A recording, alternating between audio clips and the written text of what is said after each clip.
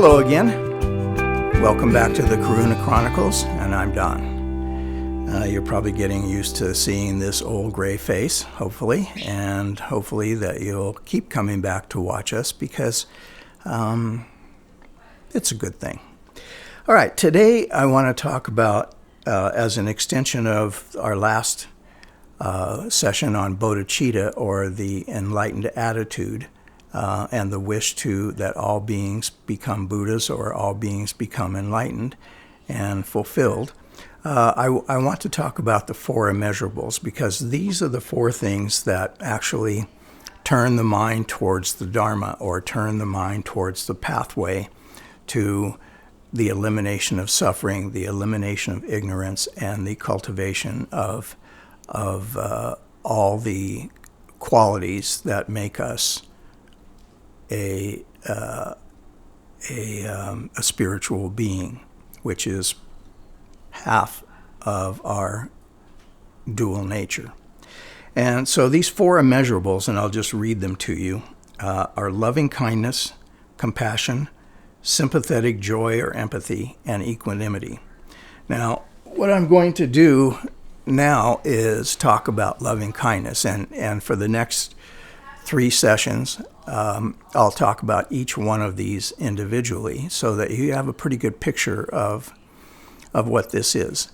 And the reason that these things are important, and they're called the four immeasurables, is because to actually participate in these and predicate our lives on these makes a quantum shift in our being.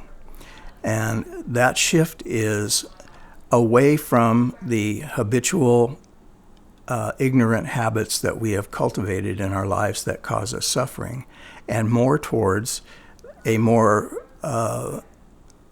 enlightened approach to our lives, so that through the use of the 2 parameters of choice, we begin to see that we can definitely reduce the suffering that we cause ourselves through self-introspection, meditation, and seeing what our habits and patterns are, and what things that we have been doing to ourselves habitually over our lifetime. And maybe some of these habits were results of past lives. I can't really say. But we can certainly identify what we have done in this life to cultivate habits of thinking and feeling that are detrimental to the practice of bodhicitta and the realization and experience of happiness and effervescent joy. So the first one that we can definitely implement into our lives is loving kindness. What does that mean? Well, if we look at the words loving kindness, it should be self-explanatory. However, as with everything, there's an outward and an inward manifestation of loving kindness.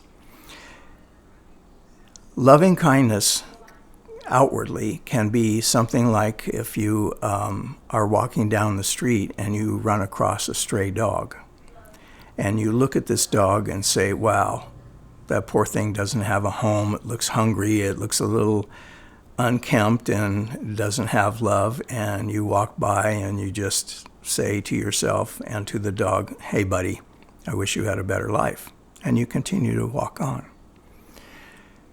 There's nothing wrong with that. That's a perfect human reaction to the suffering of this dog. But on a deeper level, we have the ability to use loving kindness emanating from our soul or Christ consciousness or whatever, to say to this dog, I take on your suffering and I will give you my happiness in exchange. And I will pray for your being until enlightenment. And everything that I do in my life, I dedicate to you out of loving kindness, so that you may find a better way in your life. Find a family that can adopt you, a constant source of food, a veterinarian that can help you with your ills and so on, and that you can find a better existence within the existence that you currently have. Now, obviously, from the previous teachings on impermanence, everything is in constant flux and in constant change. And we can see by the weepy commercials on TV that has some pop star singing a sad song in the background and pictures of dogs that are crying on TV, that there are people in this world, all of us, that don't want animals to suffer. That's a good thing. That's tapping your inner nature. Unfortunately, I believe that some of these commercials are a little bit misguided because they're only looking at the external nature of these animals, whereas loving kindness in a true sense is the wish that these beings find a way to have peace and freedom in their lives, to exhibit their own loving kindness within the parameters of their incarnation. We have all had or seen or know people with dogs that when you walk in the door, the dog comes running up and it is happy to see you and will lick your hand, and when you sit down, it will lay at your feet and so on. That's the ability that a dog has to exhibit loving kindness. And even further than that, if it happens to be your dog, this dog will demonstrate unflinching loyalty and joy that you are in his or her life and that it is in your life. So that's external loving kindness.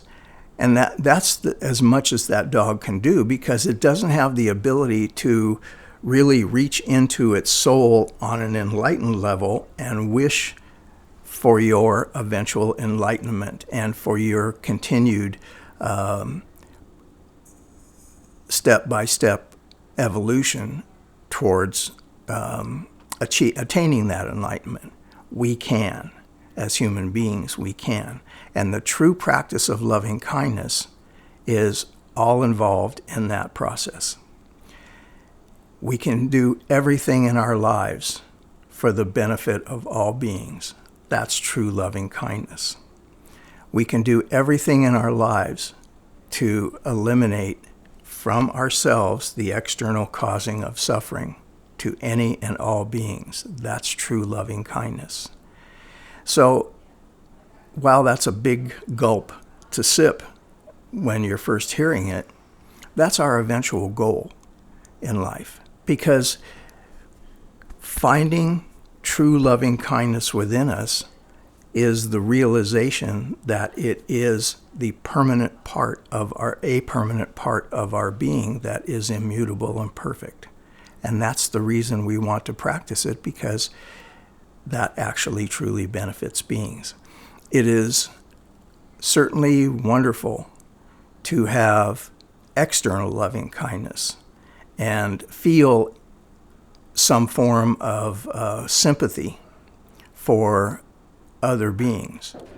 But that is unfortunately, again, rooted very often in a temporary situation or an impermanent situation, whereas true loving kindness is the eternal wish that that being have and experience loving kindness and be able to give it back in their lifetimes.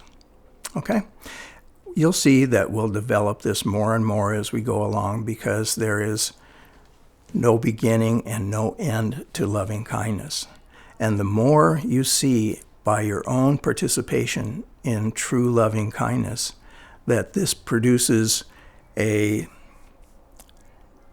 awakening within you, that the participation in this and the usage of this and the involvement of this is true joy to self and to others, will encourage you more and more and more to be a loving and kind person. Loving kindness is one word, and it is one concept in our external minds, but an actual living, breathing, eternal habit in our intrinsic mind.